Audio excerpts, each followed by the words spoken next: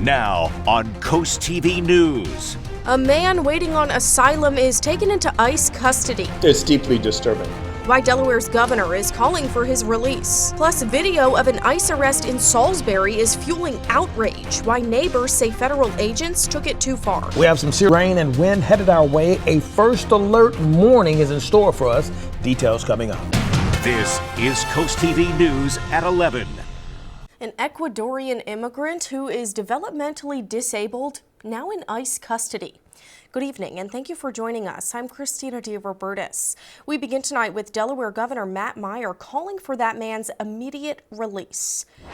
It's our top story tonight. The governor says the Seaford man, who has never been able to live independently, was taken into ICE custody back in September. His attorney tells CoastTV the man's family is distraught, saying they're deeply concerned about his well-being. Telemundo Delmarva and CoastTV News reporter Ana Sofia Roman has the story. This is 52-year-old Victor Acurio Suarez, who has been in the U.S. since 2021 after fleeing gang violence in Ecuador, the reason why he filed an asylum application in 2022. While waiting for his interview, his attorney Kelly Miller-Schaefer says he was taken into custody. It appears Victor was at a Lowe's parking lot. From ICE's account, it appears he was trying to look for some sort of day labor. He did odd jobs. He did have a work permit, but was, due to his disability, couldn't hold a regular job. So he did sort of odd jobs here or there. And it appears that is why he was at the Lowe's parking lot. And he actually flagged down ICE officers in an attempt to see if they needed any help with jobs. Acurio Suarez is being held at Moshannon Valley Processing Center in Phillipsburg, Pennsylvania, hundreds of miles away from home, something that worries his attorney. He doesn't understand. He thinks he's been sent away to some kind of camp or,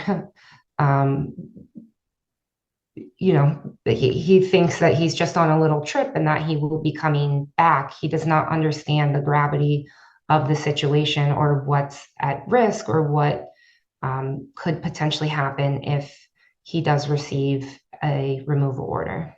In a statement to CoastTV News, ICE said in part, quote, "Its national detention standards and other ICE policies require all contracted facilities to provide comprehensive medical and mental health screenings." Miller-Schaefer says she requested a doctor to do a more in-depth evaluation, and the final report shows Acurio Suarez was diagnosed with autism. Delaware Governor Matt Meyer reacted to the detention and even said he wrote to a court asking for his immediate release. It's deeply disturbing. The actions of federal government officials and federal ICE officials are egregious. It's unnecessarily cruel, and it's fundamentally at odds with our values as a nation. This is an individual who had applied for asylum.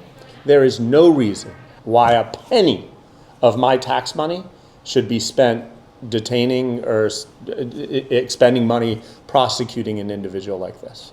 Acurio Suarez's attorney says his final court date hearing is scheduled for January 16th in Dover. Ana Sofia Roman, CoastTV News. Now, in the meantime, his attorney says ICE still has the authority to release him on parole, but if that doesn't happen, he will still be detained until at least the final court hearing, where they will present his case and a judge could grant him asylum or order his removal. If it's the latter, there's an option to appeal that decision.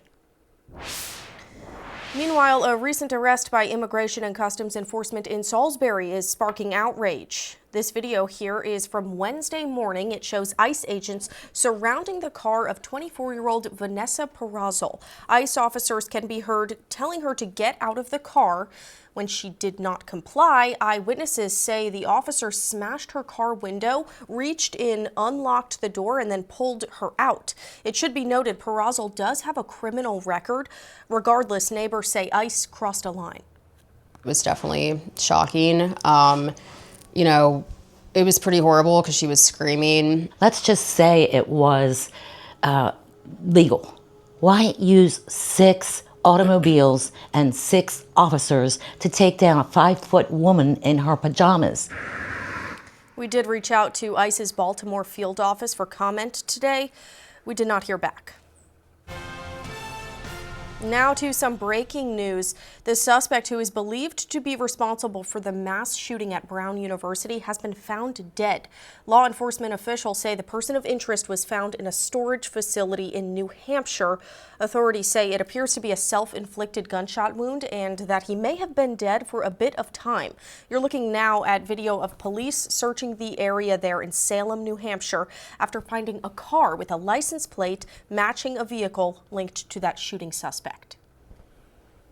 Now we're looking live into Milford, and we're going to turn it to our First Alert Chief Meteorologist, Paul Williams. Paul, you say tomorrow's going to be a backwards day?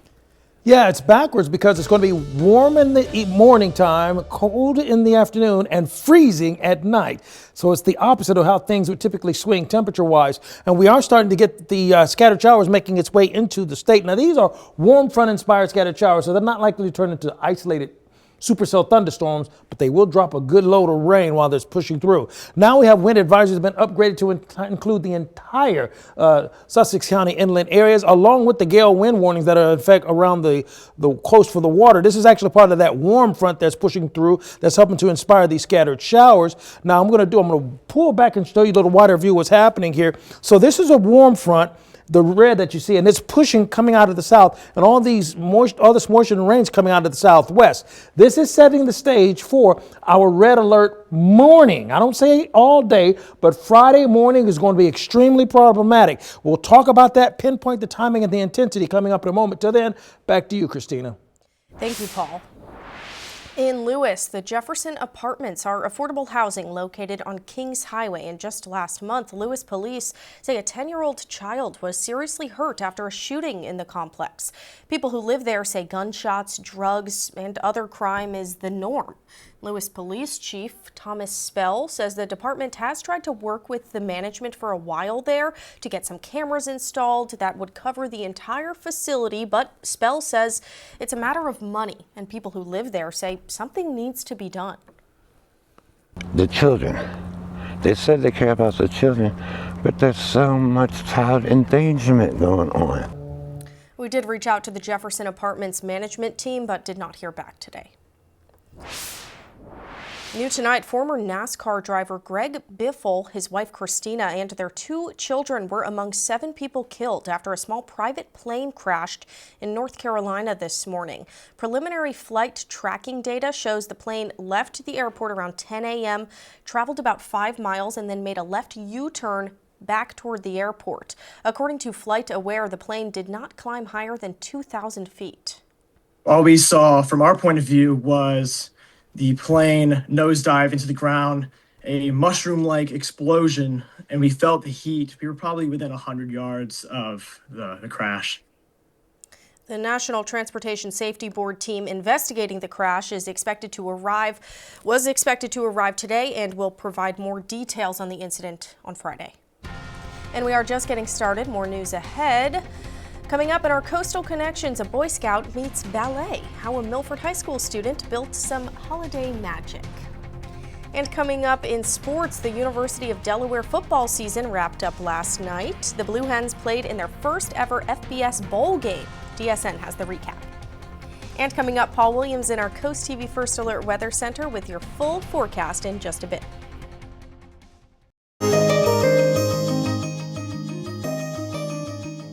Dancers across Delaware are celebrating the magic of the Nutcracker, and that magic includes a new throne, but it's not built by a professional set designer. Instead, it's being built by an Eagle Scout candidate.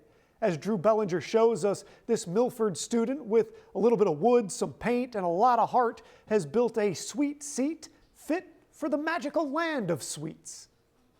December marks rehearsal time for the Tada School of Dance, where the sound of shoes on stage means Christmas is coming. But this year's The Nutcracker performance at Lake Forest High School comes with a throne of holiday magic, built by Finn McPherson, a Boy Scout who saw a chance to give back. Did what I can for the dance studio, and I get to see it every year, so I get to see the chair and everything. It's really awesome. The throne debuted this month in the Nutcracker performance, McPherson's sister, Piper, was part of that performance. I know that he always supports me, and that it's an honor to have it in the show. Finn spent months designing and constructing what the team is calling the Sweet Seat. More than 150 volunteer hours went into it. Scouts, neighbors, and local businesses all pitching in. It was kind of like a learning process to try and figure out how to get everybody working together and how everybody did their different jobs and stuff like that, but after a while figured it out and got it done. So. Misty Yenser, the artistic director of Tada Performance Company, said the throne has helped bring the magic. You know, having the scenery and the sets just pull the story together. It adds an element of magic. While the stage is already set, there is still a lot of work to be done before the big performance. The performances here at Lake Forest High School wrapped up earlier this month, but the Sweet Seat will be a long-lasting present, serving as a nice reminder for what a little Christmas spirit can build. For Coastal Connections, I'm Drew Bellinger.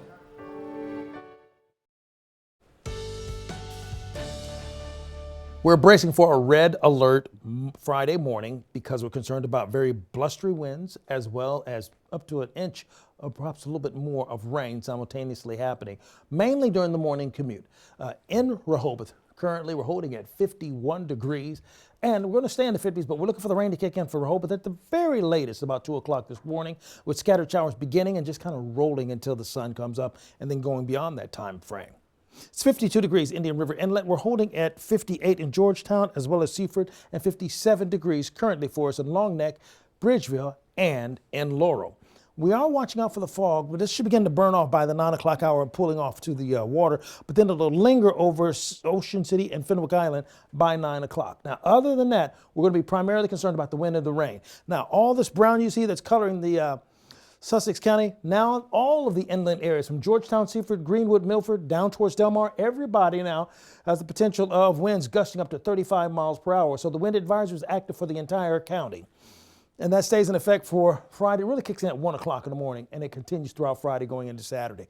And we have that wind advisory that's active along the Highway 1 as well. And then a gale wind warning. Now, the difference between the wind advisory is 30 mile per hour winds, and out here, 50 mile per hour winds. Yeah, it's been upgraded since the last time we talked at 6 o'clock. Gale wind warnings also activated Ocean City down towards Chincoteague and on the other side of the peninsula. Now we're starting to see the rain pull across. No isolated cells or isolated thunderstorms because these are warm front. You see that red? You see that's the warm front inspired scattered showers. They typically are slow moving and they create an opportunity for flooding if they move slow enough and if the rain is wide or big or girthy enough. And it's girthy enough to cause problems and slow you down tomorrow morning. Winds are going to be out of the south, and as you take a look at future gusts, look how they pick up to 40 miles per hour by 7:30 Friday morning. That's why it's a red alert day. And then it shifts direction going into early Saturday morning out of the northwest. But along the coast for Friday, look at these winds, 40, 40, 38, 40, 41 Ocean City, 39. But all of them are out of the south. And those isolated cells are going to race across pretty quickly. By the time we get into Friday afternoon, that's when it starts getting cold in the afternoon. Stop, full stop. Did you catch that? It's going to start to get cold in the afternoon and then get worse and even colder going into Friday night, going into Saturday morning. So the amount of rain we're looking for, just under an inch for most areas. But look, the wind chill is going to be a 19 for Saturday morning. Then for Monday morning, we're back to 13. Collectively we go, wow, here we go again. Tuesday, by the way, we'll get up to like 21. It'll be a little bit better, but not much. Here's a look at your 7-day forecast. Yeah, it's going to be ugly on Friday and rainy and windy, cold on Saturday, and then crazy cold on Monday. Yikes. All right, thank you, Paul. Let's go to Bethany Beach now, where a farmer and a neighborhood are at odds. The HOA for the Bay Forest neighborhood sending 2 letters to farmer David Banks about corn husks blowing into yards. One letter claims the HOA will seek reimbursement for the cleanup costs. The farmer, though, is not budging, and people in the neighborhood say they can see both sides. Yeah, I know it was an inconvenience. My thing is the farmers have been here before us. The farmer Banks plans to have an open and respectful dialogue with the Homeowners Association at Bay Forest, he says, and when we reached out to the HOA, they did not want to comment. This does bring us right into our Coast TV poll. We're asking what you think, who you think should handle farm cleanup on other properties. Looking at the results, this really has been the answer all day. 96% say the HOA should be responsible. 4% though think the farmer should be responsible. You can change up the answers. Go to coasttv.com or use our mobile app. You can vote. The Delmarva Sports Network from the Wawa Studios. In Mobile, Alabama last night, the University of Delaware made history. UD football capped its first FBS season with a win in the 68 Ventures Bowl. The Fighting Blue Hens knocked off Louisiana 20-13. Delaware looked like it belonged against the Raging Cajuns program, playing in their 8th straight bowl game. And how did they do it? Well, early on it was a Joe Silver touchdown, which helped UD get ahead 7-0. Silver scoring from over 60 yards out. 10-3 halftime lead for UD, and the lead ballooned to 17 points in the second half. So those final 10 points for the Raging Cajuns essentially came in garbage time. What a victory for UD in such an interesting season. Their first FBS bowl game, their first FBS season, and they did it all with their backup quarterback, Nick Minicucci, leading the way. Now, if you're saying, Ian, he wasn't the backup quarterback this year. He was our starter last season. I know, but he wasn't supposed to be the starting quarterback this season. They brought in a guy from the transfer portal who got injured in the first game against Del State. Yeah, I have the receipts. So you got to give a lot of credit to Nick, who threw for over 170 yards and a touchdown in the win to cap off a 7-6 season for UD, in which Coach Carty and company can build and build in the FBS for the first time. Congrats to the University of Delaware on the win in the bowl game. That'll do it in sports. Have a good night. Coming up next, we're going to look at some of your holiday decorations in today's Holiday House. We have a good one tonight, so stick around. This is Coast TV News at 11. Well, it's that time of year when the Bless Our Children campaign is well underway. The campaign ensures that all children here on Delmarva get a gift on Christmas morning. It's done through nonprofits on the peninsula. And here's a look at some of the people making it happen. From the bottom of our hearts, thank you to the businesses, groups, and individuals who have stepped up to the Shell Brothers Challenge of donating at least $1,000 to the Bless Our Children campaign. We'd like to recognize those friends now by reading the Shell Brothers honor roll in order of amount given in increments of $1,000. Friends and family of Captain Bob's Oyster Roast. In loving memory of Stacy Dorsch. Atlantic Community Thrift Shop. Boggs Dish Haroon Post number 123. Ocean City Elks Lodge number 2645. Clark & Sons Garage Doors. James Maloney. Right Way Flagging and Signs Company Incorporated. Eastern Shore Corvette Club Incorporated. Cape Henlope and Elks 2540. Seaboard Billboard Boat. In memory of Carolyn Lehman Johnson. Right Locations Inc. Pat Littleton and Steve Rosenberry. Michael and Nancy West. General Refrigeration Company. Faculty and staff of Wicomico County Public Schools. Edward Jones Office of Melinda Tingle. Sons and Daughters of Italy of Ocean City Lodge number 2474. Tony Tank Tribe number 149. Midway Par 3. Inspiration Health Services LLC. Sugar and Gas Home and Comfort Products. Donna Sackett and John Parker. M.R. Ducks. Bunting and Murray Construction. Dorchester Lodge 223 IBPO Elks of the World. Apgar Turf Farm Inc. Chesapeake Urology. Doctors Mark Edney, Mark Shimko, Alyssa Gracely, and Jason Smith. CJ's Beach Space. In honor of Bill Hickman, Peninsula Imaging LLC. Painting in America Made Great Again, Earl Johnson Painting. In memory of Jean G. and John D. Henry. Mr. and Mrs. R. Dean Goldsboro. Evergreen Lodge number 153. Janosic Family Charitable Foundation Fund. Emery's General Service of Millsboro. Willard's Lions Club. Sean Knoll Ways Limitless Worldwide.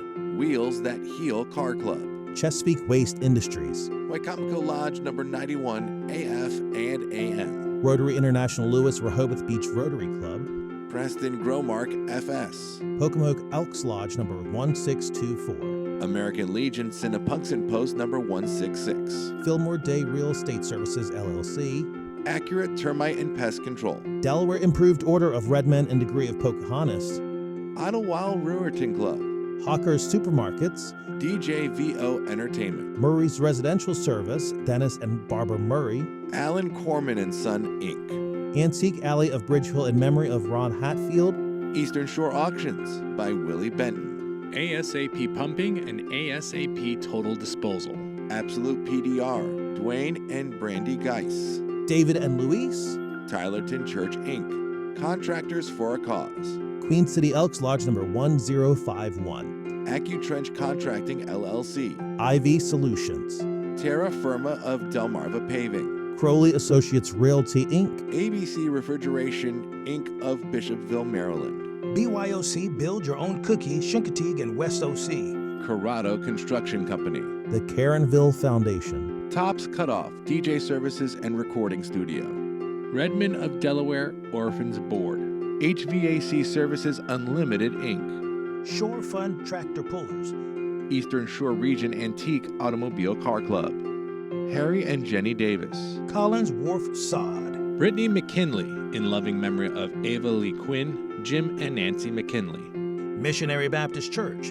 Selbyville Elks Lodge, number 2173. King Crop Insurance in memory of Bonnie King. Sons of the American Legion, number 123. Richard Jordan, in memory of Maurice and Pearl Jordan. Liberty Concrete and Home Enhancements LLC. Chris Contracting, Inc. Dagsboro Paint and Wallpaper. In memory of Cecily Witt. Dance Conservatory and Ballet Theater of Dover. O.T. Beauchamp Jr., American Legion Post, 94. Lewis Rehoboth Moose Lodge 646.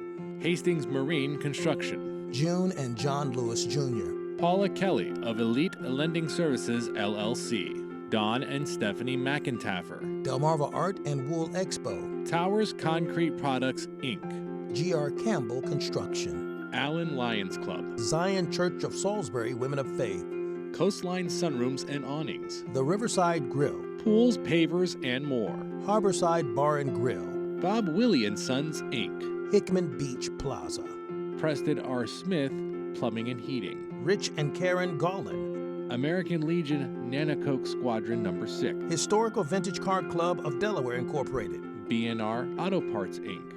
Joan W. Jenkins Foundation Incorporated. Jolly Roger Amusement Parks. Mike Singleton and Sons Pest Control Company. Mount Zion Holiness Church, Inc. Paul Morin's Floor and Wall Design. R.D. Greer and Sons Co.